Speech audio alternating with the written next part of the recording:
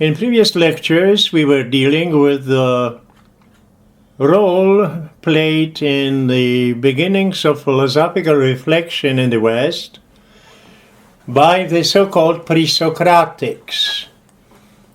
And we mentioned that the Pre-Socratics were those who they were the first metaphysicians. They tried to answer the question of existence, reality of the universe, and also human beings by trying to discover the origins of this out of which all things somehow emerge.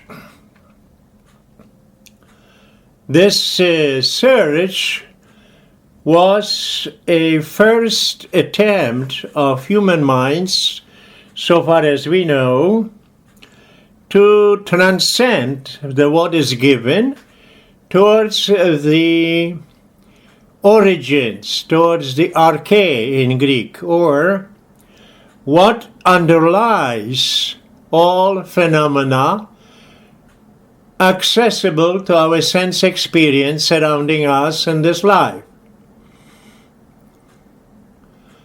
And those formulations, the pre-Socratic formulations, were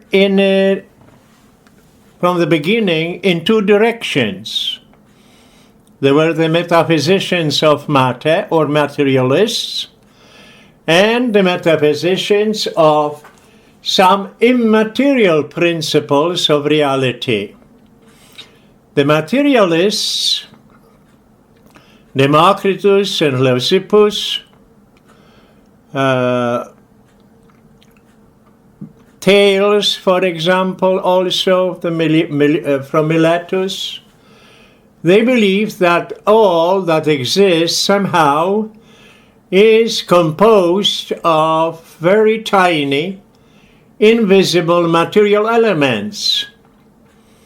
And those elements make up, by accidental coming together, forming lumps, so to speak, of visible reality, they constitute whatever we can see, touch, measure, and so forth. Materialism, of course, persisted later on for many centuries and is by no means a dead theory in philosophy until our days. It is important, however, also to realize that the primary value of pre-Socratic thinkers was that they were able to formulate the philosophical way of asking and answering. They also faced the perennial question about the relationship between change and stability. And here we have to remember primarily two names. Heraclitus of Ephesus, who taught that there is nothing in existence but only change. As a matter of fact, reality is not known to us. And also his opposite, the teaching of Parmenides of Elea, South Italy, who taught that change is simply an illusion. His thinking seemed to be very clear. For example, he said, if something exists, it does not have to become, because change is a form of becoming of some sort. If it exists, it doesn't need to become, because it is already. And if it does not exist, then it will never start existing, because nothingness is not productive of being. So we have already the constantly recurring question of how to reconcile stability and constant flux, constant change. As Heraclitus used to say, everything is flowing. Pantahore.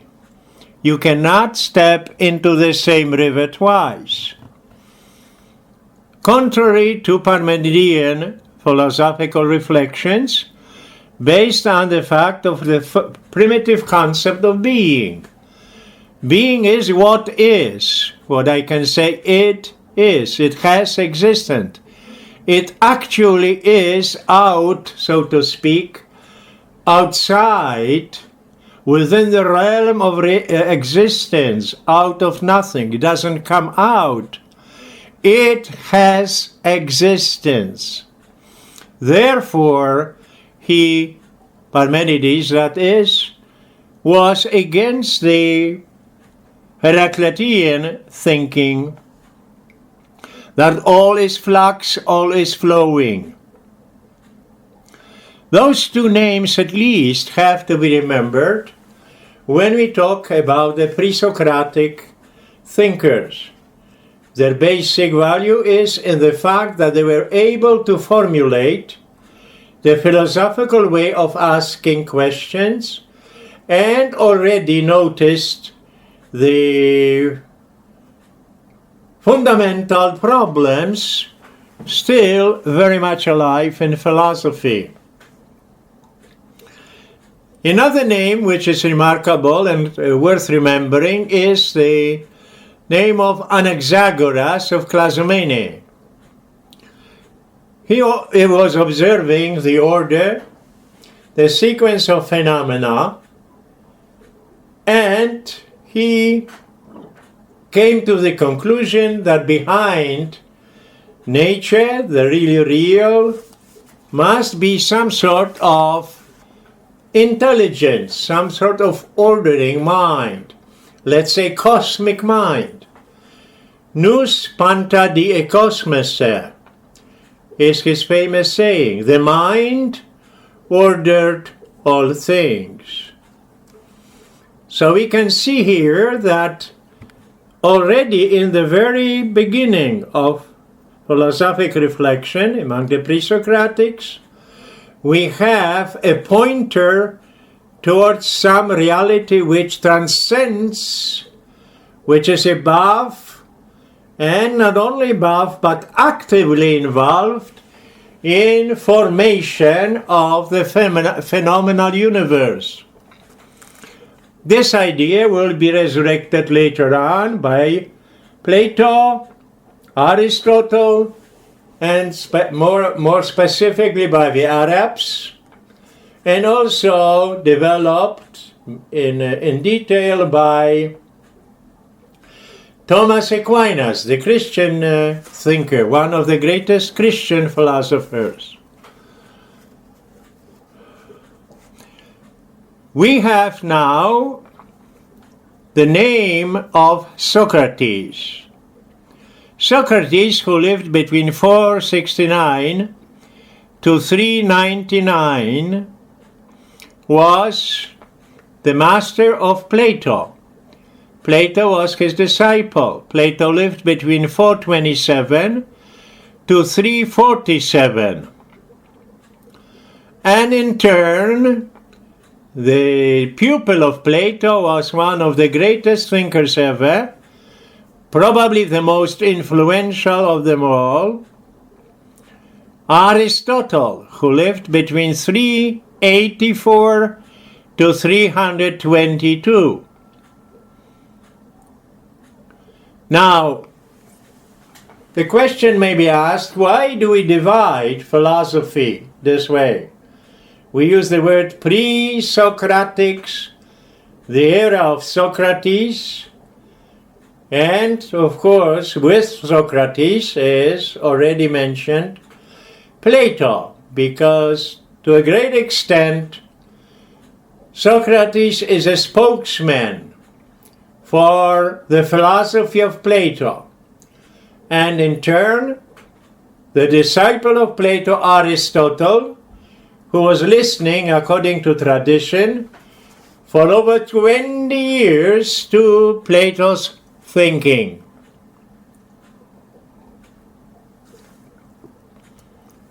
The reason why we say that pre-Socratics were the originators of reflection, of philosophical reflection, is that they were interested in not only human beings, the origin or the question what or who or what is man, very much discussed by Plato, Socrates, and also Aristotle.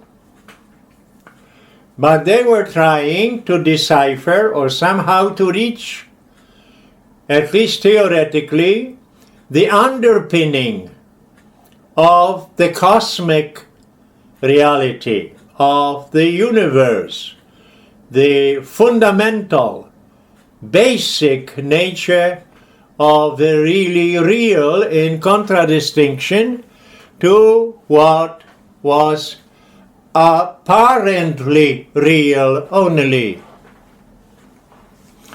We remember from previous lectures that Plato expressed this idea of the distinction, the gap between the phenomenal universe and the transcendent universe of ideas, of forms, in the famous allegory of the cave in the book of the Republic, chapter 7. Cave mentality is the mentality which is enclosed only within the confines of what can be seen, touched, measured. Cave mentality.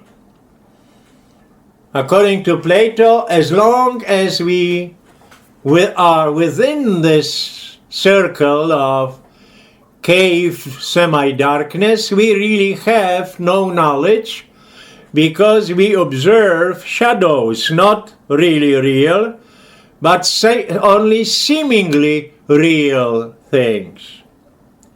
The outside universe, that is outside the cave, is the really real, but in order to do this, a person must break through the circle of cave thinking, must reach towards the transcendent, towards the light of the eternal. And this is only possible if a person realizes the deception of cave dwellers. Coming back, however, to Socrates again. Socrates was, as we've already said, the spokesman of Plato. His primary concern was centered on the moral, the good life, or the moral values. What does it mean to follow the moral good?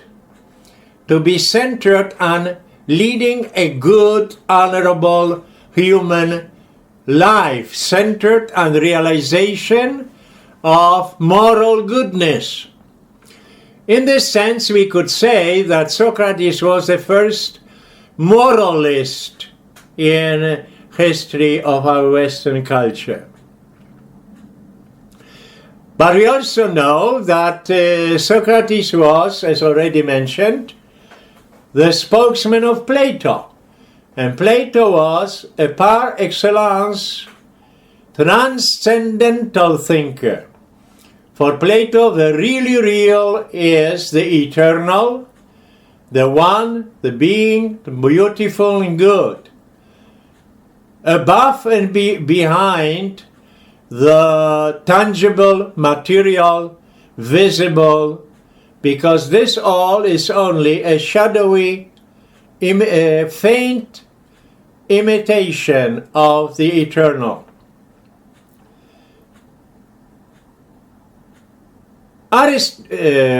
Socrates, therefore, accepted first the theory of knowledge from Plato.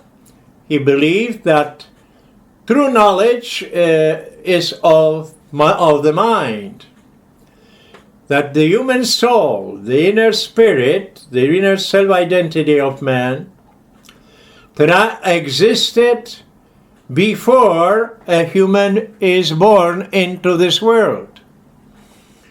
Human beings beheld the eternal truth, and at birth they experienced some sort of a traumatic forgetfulness of being. So in this way, knowledge seems to be nothing but a sort of recollection, a calling back of the vision, which now has been partly forgotten and lost. This idea is to an extent similar to some trends in Hindu philosophy and Hindu religion. It may have originated even in the Far East, in India and perhaps China. The transmigration of the souls. The Hindus believe that the soul is migrating from one body into another, and depending on what kind of life a person leads in a definite incarnation,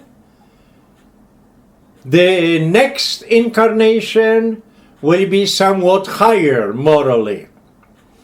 And it can go on and on and on, incarnation after incarnation and incarnation. The human soul may exist in the form of a cow, let's say. As a cow, it may exist as a dog, perhaps a monkey, or some other form of life. This is, I repeat, a Far Eastern thought, perhaps still lingering in some minds in India and the Far Eastern beliefs. Socrates inherited or taught this theory of knowledge as a recollection. It probably followed from a kind of passive conception of the human mind. The human mind was understood as only receiving from outside the influx of shadows or the replicas, shadowy replicas of the eternal. As we shall see shortly, this idea, of course, was rejected by Aristotle.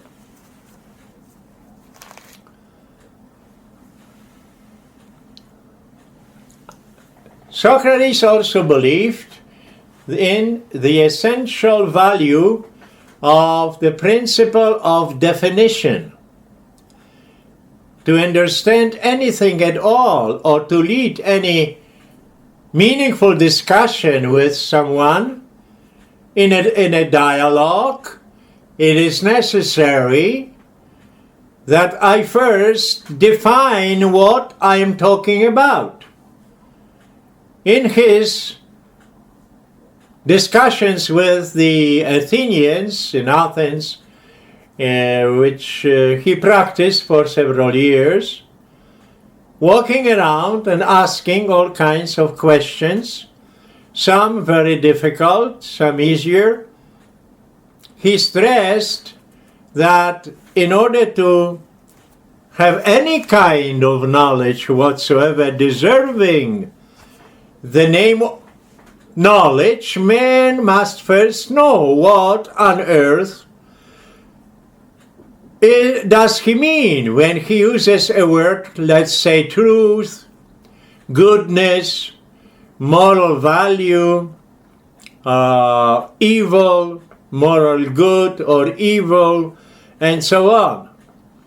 If there is lack of clarity in definitions, there can be no clear thinking and no discovery of truth, because the whole concepts, all those sounds which supposedly carry meaning, which we call words, will be and will remain confusing and remaining only in the realm of some unclear feelings formulated in terms of words. Socrates, naturally, because he asked those difficult questions, realized that many people in Athens, and that was his so-called greatest crime, had a erroneous conviction that they know they have knowledge, but de facto they were simply deceiving themselves. Because in discussion, in following from one question and answer to another dialogue, we realized through this immediacy, the Athenians realized that gradually Socrates proved to them that what they call knowledge really is not knowledge at all. Socrates stressed the fact that unless you realize your ignorance, you will not seriously seek for truth. This is, of course, as true today as at the time of Socrates. According to him, as we remember, an unexamined life is not worth living. But the examination of life begins precisely when we realize that we have no knowledge, that the mind is hungry for truth, that it lacks the light of knowledge, and therefore must strive to get insights. He sometimes said very openly, I know that I don't know. In other words, I know I lack knowledge. I know that in many ways I am ignorant. He did not try to extol himself above the average mortals, his fellow citizens in Athens. Nevertheless, we know how he was sentenced by the court of 501 in Athens, being accused of atheism, corrupting the young, introducing strange gods, and finally sentenced to drink the hemlock in prison in Athens. Although he could have escaped, his friends arranged possibility of escape, he refused to escape. According to him, he would be betraying the laws of Athens, which were good to him all his life. Whether he was right in this or not, we don't know. Perhaps it's not essential for us now. The fact, however, is that he was ready to die for his beliefs. He was ready to die because he believed that man is more than just the so-called flesh and bones, or the body, that the soul is going into another universe, another world, unseen, which, he said, probably is far more interesting and better than the one we here enjoy in this world. His last words, as mentioned in another lecture already, was, "I am going to die," he said to his jurors and judges who sentenced him. "You are going to live. Which is better, God only knows." Socrates left a very permanent, so to speak, trace in Western mentality, being a spokesman of Plato. However, tonight we would like to talk a little bit more about Plato's disciple Aristotle. As mentioned already, Aristotle listened to the Platonic theory of ideas and forms for 20 years. However, he gradually rejected the concepts of eternal ideas or forms separated from the tangible universe in this world. Aristotle of Stagira, who died in 322 in exile, not in exile, but in chosen exile,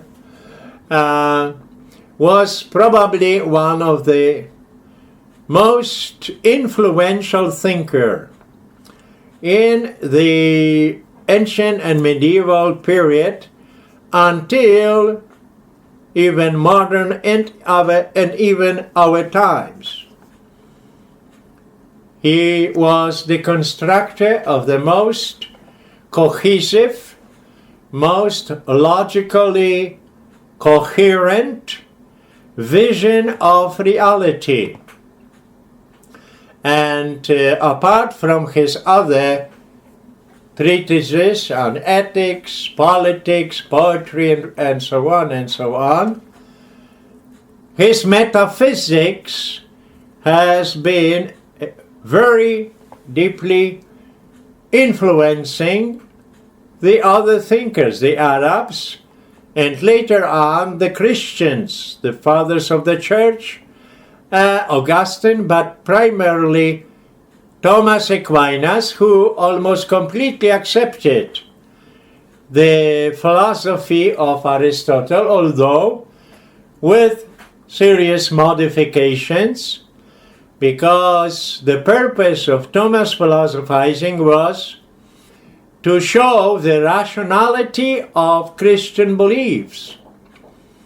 And to this goal, he chose Aristotle, who through centuries was called the philosopher.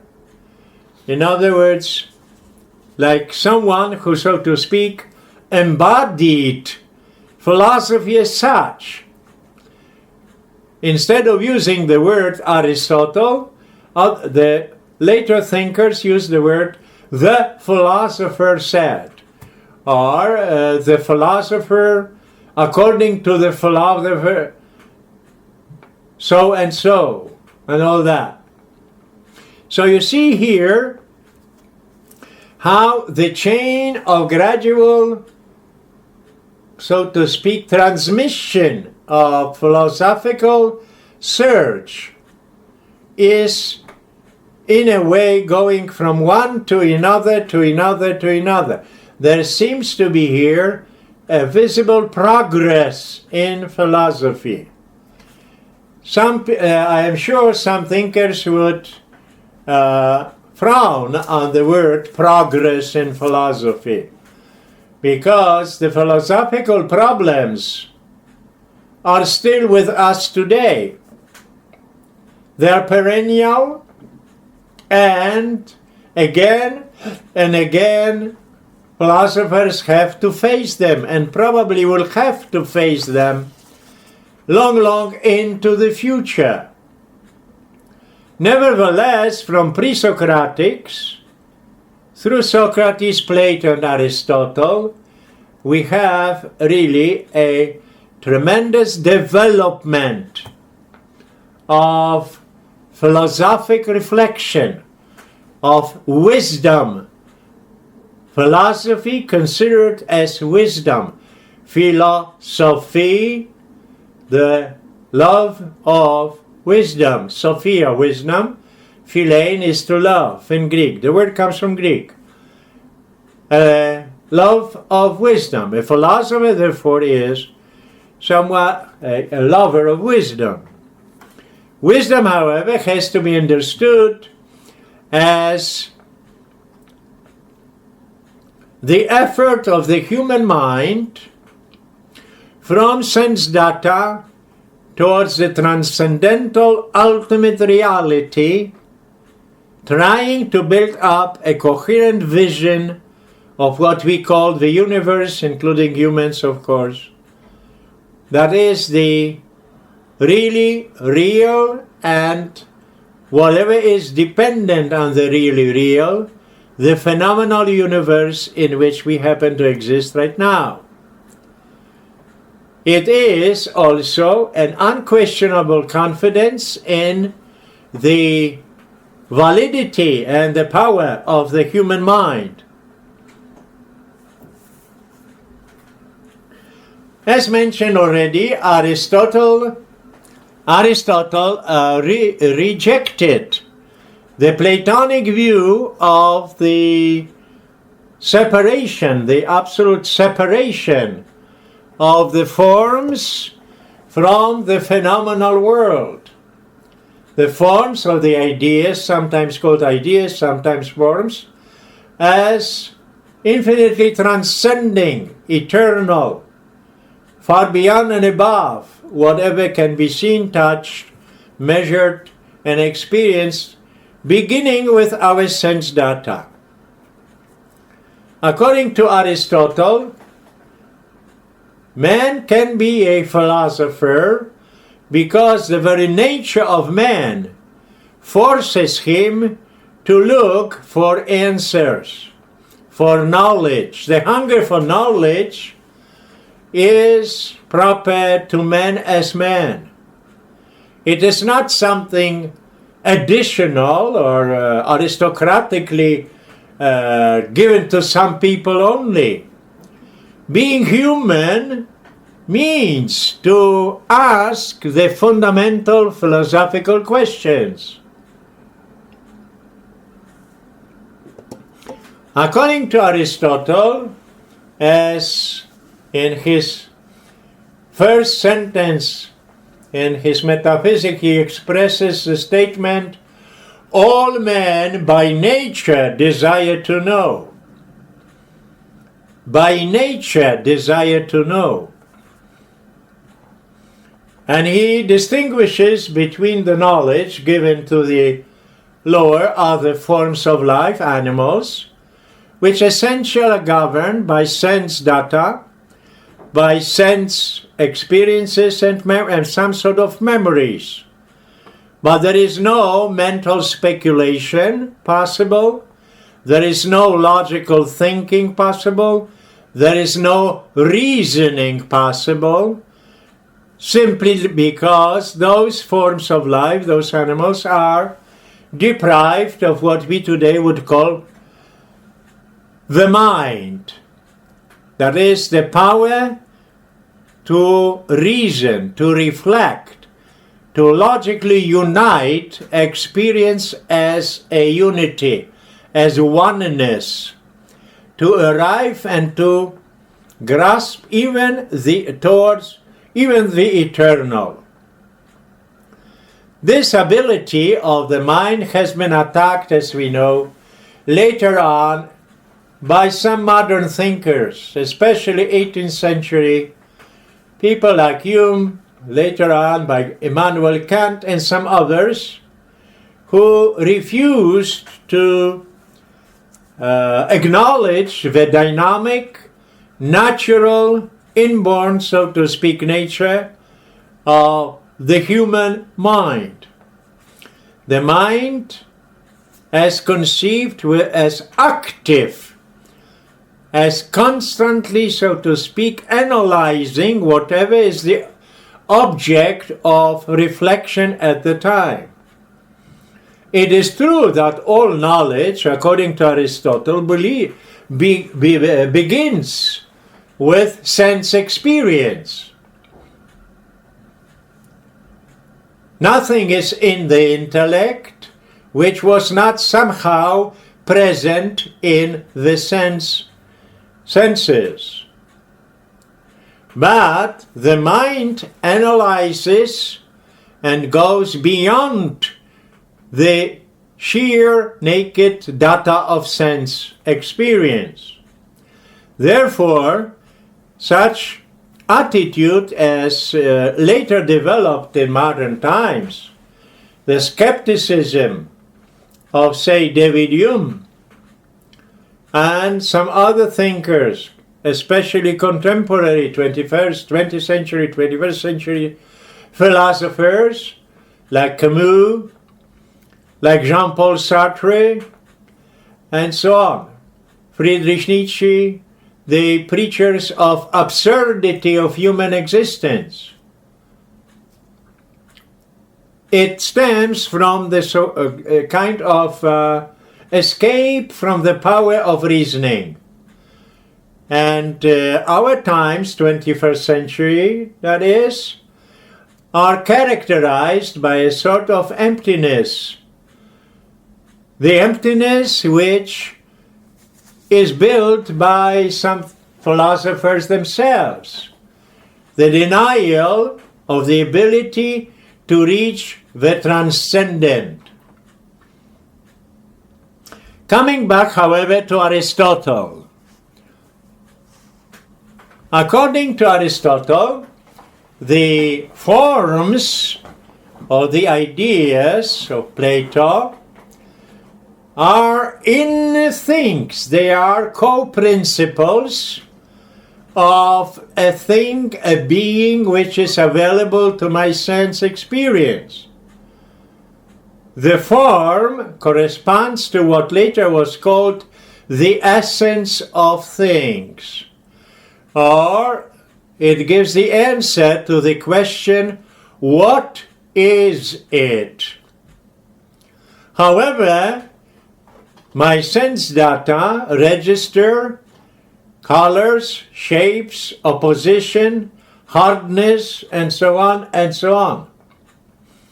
And this element indicates that there is some sort of materiality in sense-perceivable objects. This materiality he called prime matter. So form plus prime matter are constitutive metaphysical co-principles of a tree I see, a horse, let's say a house, a flower, a child, and so on. Whatever is subject to sense knowledge has this whatness, or the form, the what is it, and also materiality, or in other words, prime matter. We must remember that those are metaphysical composites of material entities surrounding us, or sense data, or sense objects in our everyday experience. In other words, prime matter is not giving an observation, neither is pure form at this level of thinking. Together, the prime matter is formed by the idea of the form, and it receives its what, or essence. But because it is sense discoverable, discovered by sense data, it has the materiality, the material component, which in Aristotelian language is called prime matter. Those components Aristotle called causes.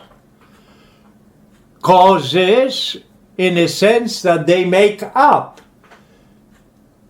the entity, material, sensibly perceivable entity. They cause their being. They make up the being. Those two, form and matter, is the division on the, so to speak, basis of human cognition. Because all my knowledge here does not come from some remembrance of pre-existent knowledge of eternity before I became a flesh and body, a living human. Our mind is not pre-informed before birth with any knowledge. At the beginning, the human mind is simply blank.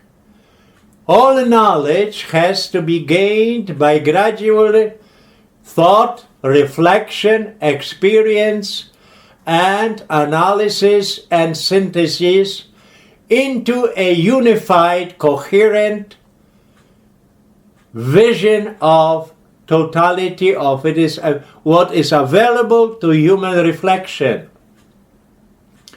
Those two causes are not all. There are two other causes. The other cause is called efficient and final. So we have matter and form, two causes, efficient cause and final cause. Four causes altogether, as constitutive of each actual, at least partly actual being. Efficient cause is an actual being, some entity which by action influences other things and produces changes in the other. Efficient cause causes some other thing to be this or that. This is why it is called efficient. It produces an effect. Without efficient causes, if we cut out, so to speak, from our understanding efficient causality, we would not be able to answer the question why things happen, why we have new phenomena, why there is obviously change possible and existent and real in this world. There would be no answer to the question why. We would not be able simply to have any coherent logical vision of what exists.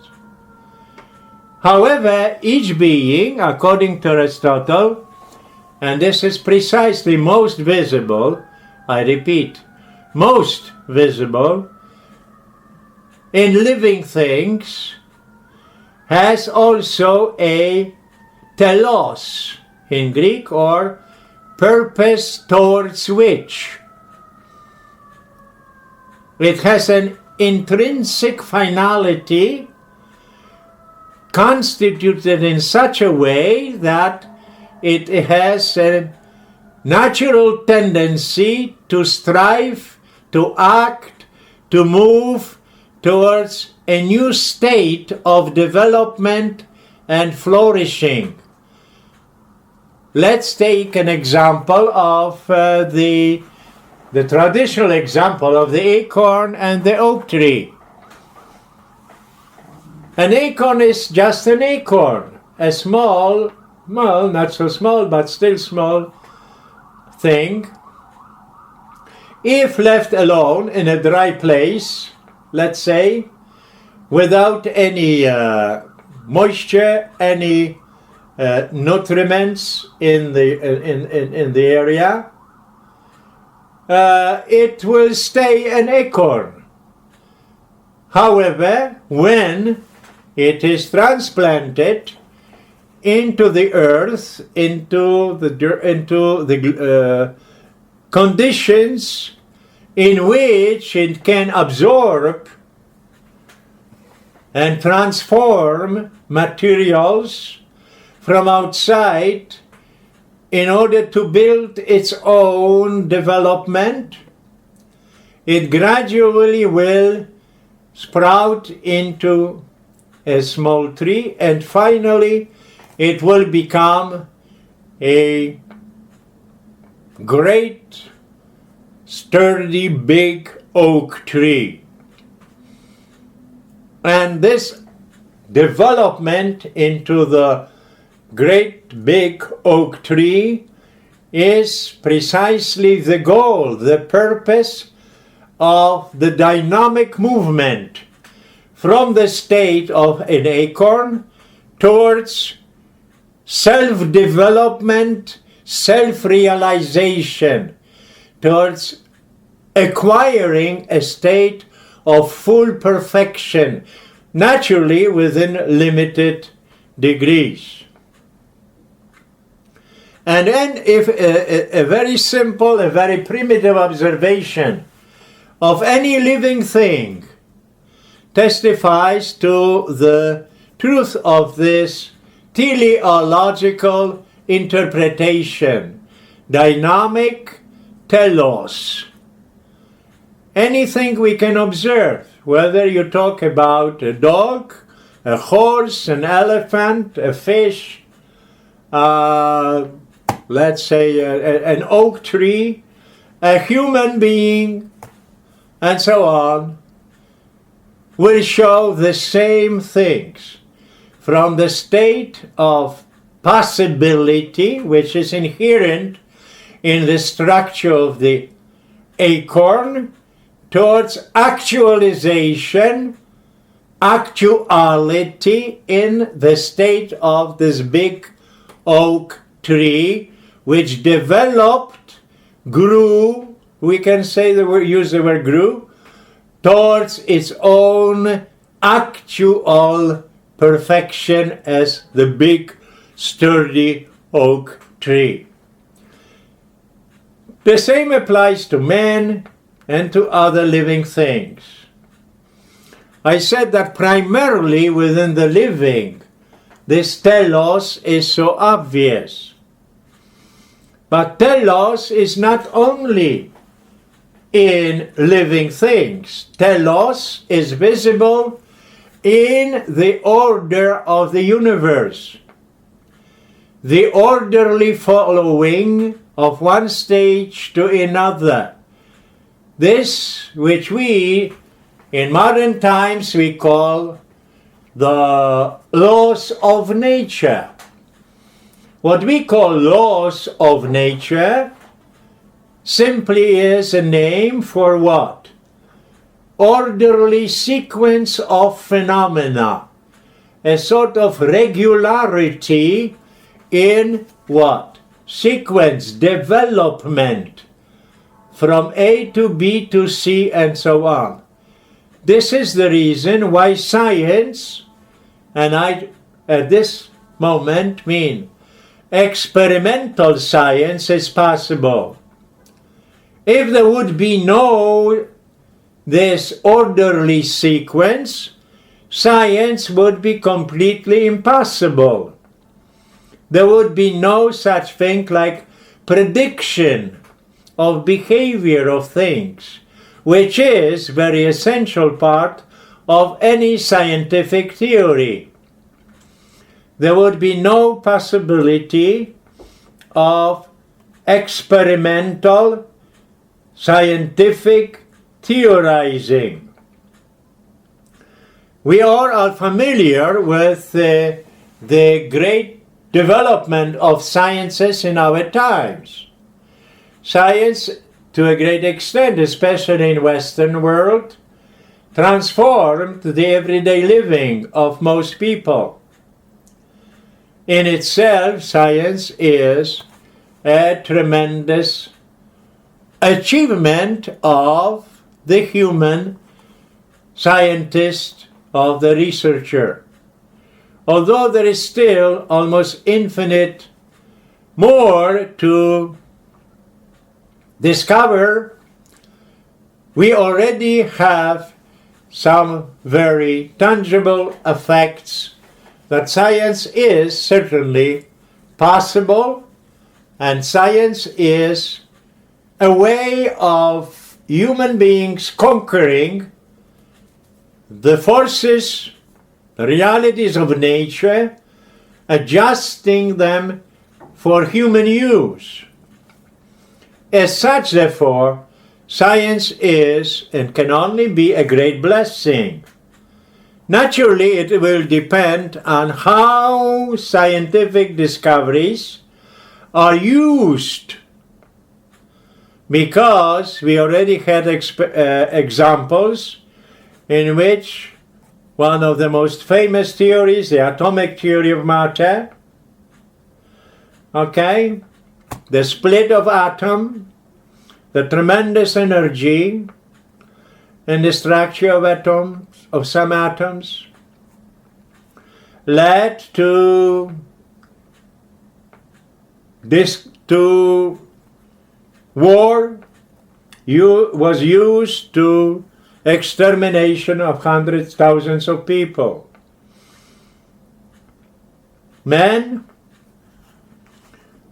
either will use the advantages of science towards the good of humanity as such, or perhaps there might be a possibility of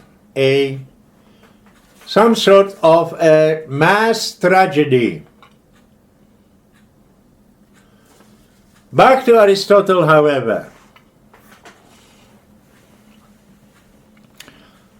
According to Aristotle, we already said, man is different basically from the animals, because the capacity to reflect, to think, to reason, to analyze, and compose together, penetrate mentally all beings that exist and surround him. Although Aristotle rejected in general the theory of ideas developed by Plato, he, however, did not reject it completely, so to speak. The Platonic forms, as we already mentioned, are now in things. They are co-principles, matter and form. The dynamism of the beings, change, dynamism, development, is visible in the efficient cause and the final cause. But he also acknowledged the first principle, the eternal explanation, the final explanation of changes and movements and dynamic developments in the visible world here and now in which we live. Aristotle, therefore, tried to explain the phenomenon of change. And there was finally, in a final solution, he arrived at the conclusion of the existence of the prime mover. If there is movement, but change is nothing else but movement, it can be in place, time, in quality, existence and non-existence. All those changes he called movement. Now, movement is obviously real. But how come there is movement? And in final analysis, he arrived at the so-called prime mover, an unmoved mover which explains the motions of all other entities. The prime mover is immaterial, unchangeable, not subject to time and space, that is eternal, and it is the final, ultimate reality. Prime mover, sometimes called also the first cause. Aristotle's contribution in respect to the question of God's existence is precisely here. He conceived the prime mover as sheer, pure thought, perhaps under the influence of Anaxagoras, Parmenides, and others. Maybe he arrived at the conclusion that he called the prime mover nous, noeseos, nous. In other words, thought thinking itself. Thought thinking itself. And because thought thinking itself is the noblest, the highest, the absolutely first and source of all other changes, thought is contemplating, so to speak, itself. Thought thinking itself. Because any other object, according to Aristotle, would be too low, too insignificant, too demeaning, so to say, for the eternal nous, the pure nous, the prime mover nous, for contemplation. And in this sense, he refused to acknowledge any sort of concern, so to speak, of this divine prime mover for human affairs. This attitude has been later, in modern times, developed in the philosophy of deism. Deism, very popular in the 18th century, means that God does exist, that God is the final, the primary, self-existent, infinite being, but God does not concern himself with this world. Some of the philosophers, the deistic thinkers, acknowledge that God created the universe even. However, he simply gave, so to speak, the first creative push to the world and let it go. He is not actively interested in what is going on in this world. This is deism.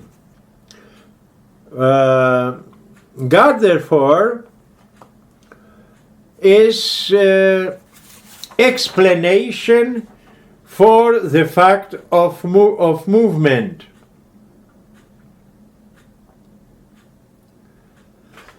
This infinite first mover, this most noble reality, this primeval source of all change, the first prime mover, is the reason why all things desire and tend naturally, so to speak, aspire towards the perfection of, towards the achievement of some resemblance to the dignity and perfection of the first mover. The desire for so-called happiness, desire for knowledge, desire of self-perfection, desire of self-development to a greatest possibility. All this is because of the attraction, the magnetism, so to speak, of the prime mover, which makes all those other entities yearn for and be moved dynamically towards himself. But let's remember that this is not yet in any way the concept of creation. The concept of creation was foreign to Aristotle. Creation is the concept developed within the area of the Judaic tradition. God, who created the universe in the beginning, the first passages of the so-called Genesis book describes creation. Aristotle was not, maybe he was not familiar with it, we don't know. But the fact is that for him, the prime mover is too noble, once again, to be involved in the trivial affairs going on in this world here and now. Aristotle, therefore, became, the philosophy of Aristotle, that is, became a very good way to being interpreted in terms of Christian philosophy, gradually being formed through centuries. Because of this concept of God, the divinity. The first is, number one, to make it brief. Mind and thought is radically different from other forms of knowing, from animal knowledge, sense experience, and so on. Number two, beings are hierarchically, analogically higher and lower in existence. First we have the inanimate, then we have animate, and within the animate we have again higher and higher until we reach man, and then we have the spirit, and until we find the eternal God. The logic and the cohesiveness of vision must be based on the principle of non-contradiction. Being cannot contradict itself. We cannot say it is something and at the same time say it is not, in the same condition, in the same respects. Change is obviously present, and change is a dynamic movement towards more self-realization, towards self-actualization. Finite beings, all of them, are basically composite of actuality and possibility, or in other words, potentiality. Let's go back to the example of the acorn. The acorn which I can hold in my hand is actually an acorn only. It is not a piece of rock or a living little chicken or something. It is an acorn, a small little thing in my hand, in my palm, okay? However, potentially, this very acorn, actually nothing but acorn, potentially is a developed, big, strong oak tree. And in every finite being, every limited reality, everything that is somehow so much and no more, by this we mean limited, there is this double aspect, actuality plus possibility or potentiality. The movement, the dynamic self-realizing movement, which we mentioned before, is precisely a transition from limited actuality to actualizing the possibility or potentiality, gradually changing it into actual perfect state of perfection.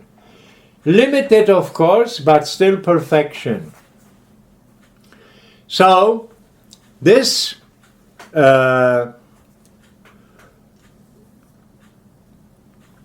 next point in Aristotle is that the mind is capable of embracing the totality of reality, of all beings. Next, nothingness is radically non-productive. Out of nothing, nothing ever can come. This is very important element. Seems ridiculous almost to mention that. But in our modern philosophical systems, some of them at least, the principle seems to be somehow forgotten. Nothingness cannot produce being in any way. Why? Because nothingness does not exist outside of the mind. Nothingness is an absolute negation of any trace of reality whatsoever. It is simply a big non-being, non-existent, not thingness, not a thingness even, nothing. This is the principle, the very fundamental concept, with the concept of non-contradiction, of logic. Nothing cannot produce a being. Nothing cannot cause anything to be. Nothing cannot in no way create any change. Nothing simply is negation, pure absolute. Absolute metaphysical, the deepest possible negation is what we call by nothing, non-being. It is essential to remember this all the time whenever we do any philosophical reflection. The principle of nothing can ever produce anything, the principle of non-contradiction, and the principle of sufficient reason. There is also, the next point, is that being is analogical. That means there is a dissimilar similarity. Things resemble each other to a degree, but also differ in very, very serious way, very deep way. Analogy was sometimes called dissimilar similarity. In other words, is some degree of sameness, but also a very great part of difference in beings. To use a little explanation, if I see a piece of rock, let's say, a stone in the mountains, I take it is cold, dead, non-living in any way. And then suppose I look at my dog. The dog is a living being. Many actions, many activities which are proper and natural to the behavior and the nature of the dog are absent from the piece of rock I am holding in my hand. The rock does not grow, the rock does not think, the rock does not feel, the rock is not hungry or surprised, the piece of rock does not think, the piece of rock is simply a piece of rock, period, dead. But my dog is alive.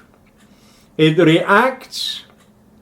It has all the functions of what we call in biology living.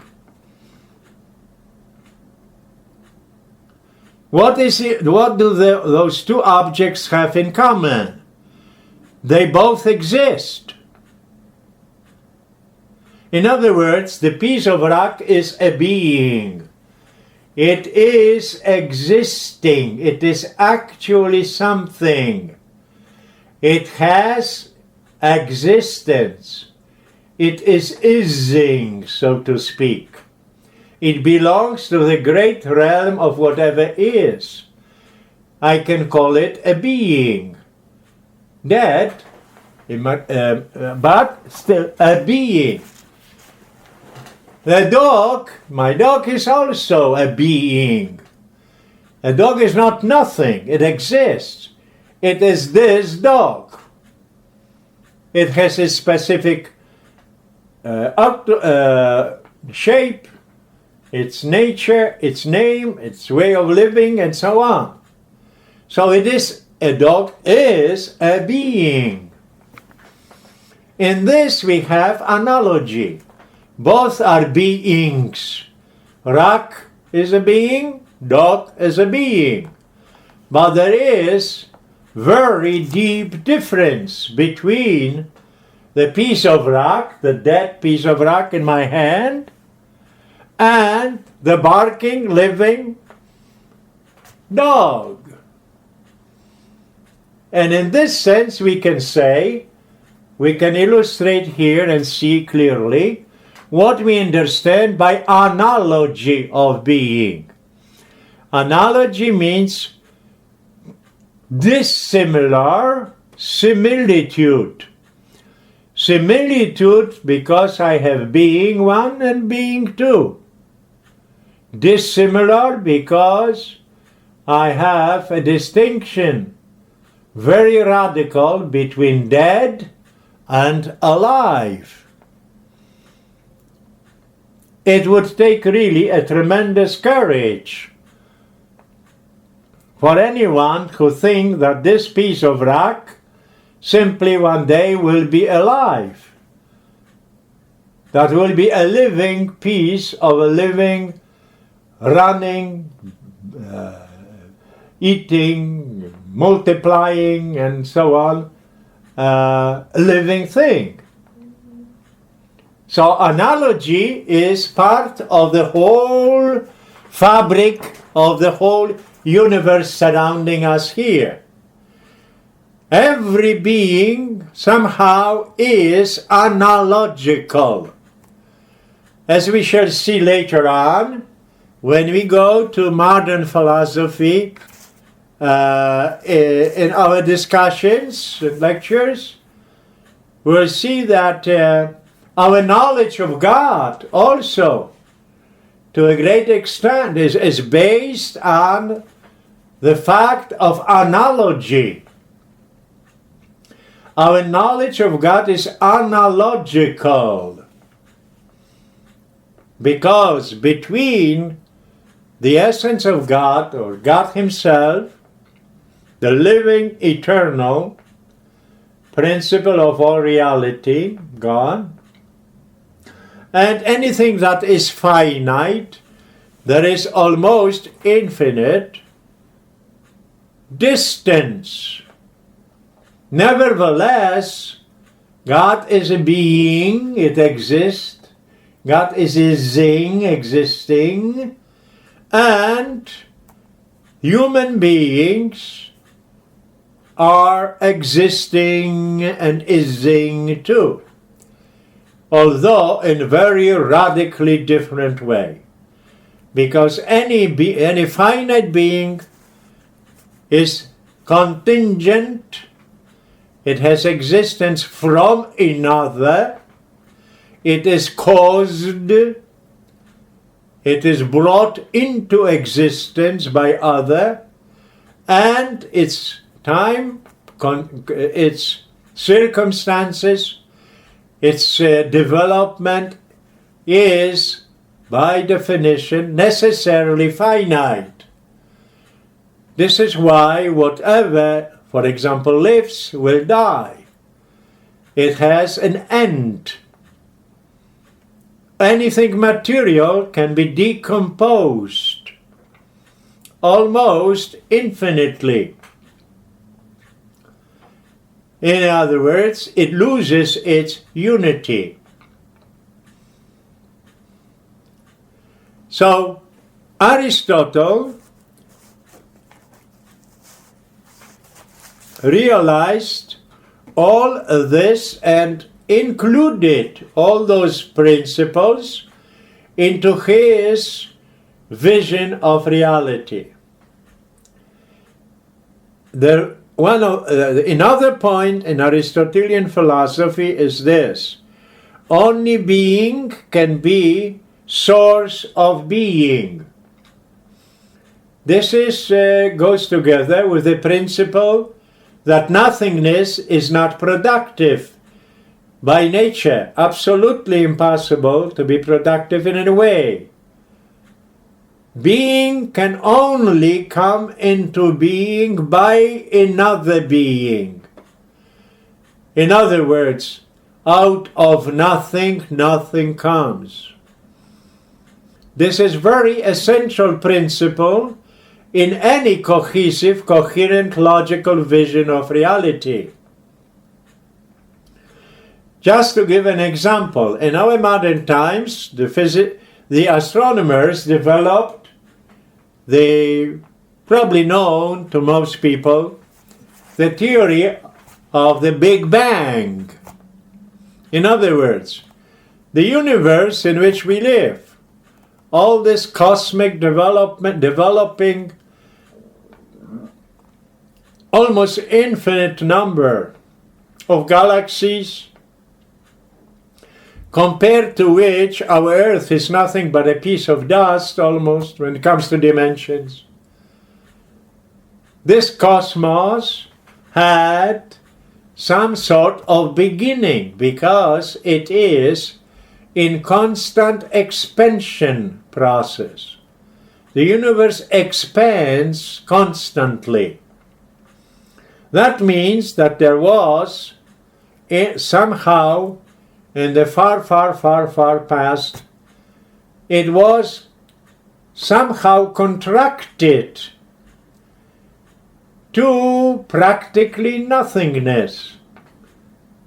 A scientist, if he is faithful to his scientific method of experimentation, will not say that there was nothing and then there was a universe. Because he will say, well, the universe simply was infinitely condensed.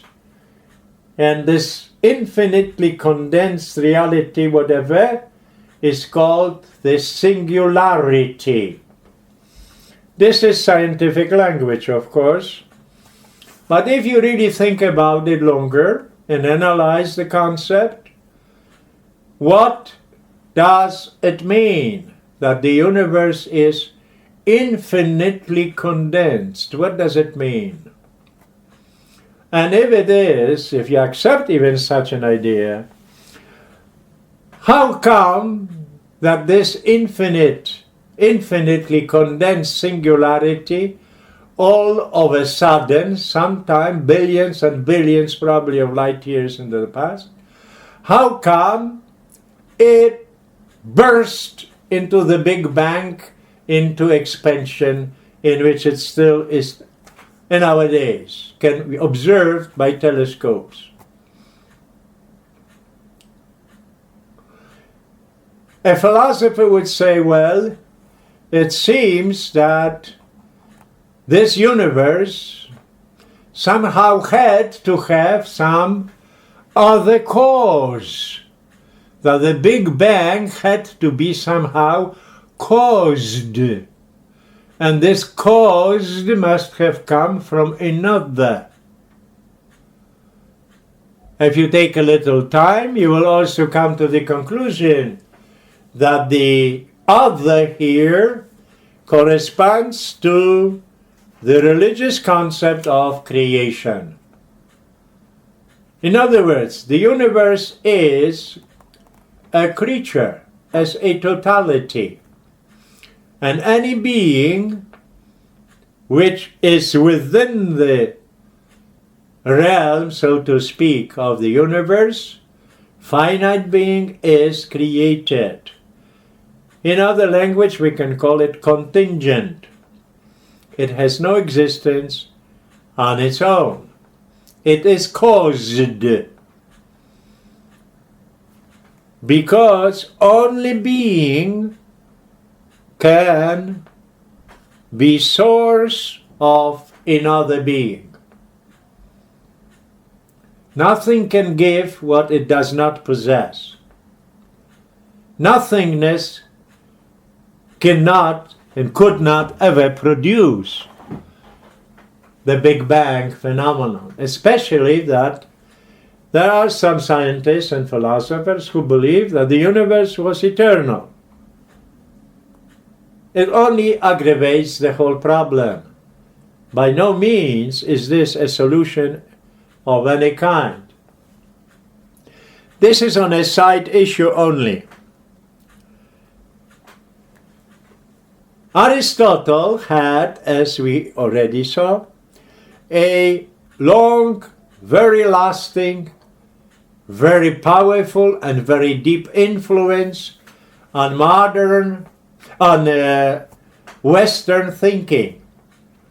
In our modern times, his philosophy, Neo-Thomism, is still there. The man who developed and adjusted to an extent, as we already mentioned, Aristotelianism to a Christian vision, religious vision of reality, is Thomas Aquinas, a Dominican monk who developed in those two great summas, Summa Theologica and Summa Contra Gentiles, or in Latin, Contra Gentiles. The philosophy and theology which was adjusted and adopted on the basis of Aristotelianism to the religious, in this case, Christian vision of the universe and the meaning of it. About Thomas Aquinas and his ways of arguments, his vision of reality, and his influence also, especially in religious circles until this very day, we shall talk in the next lecture.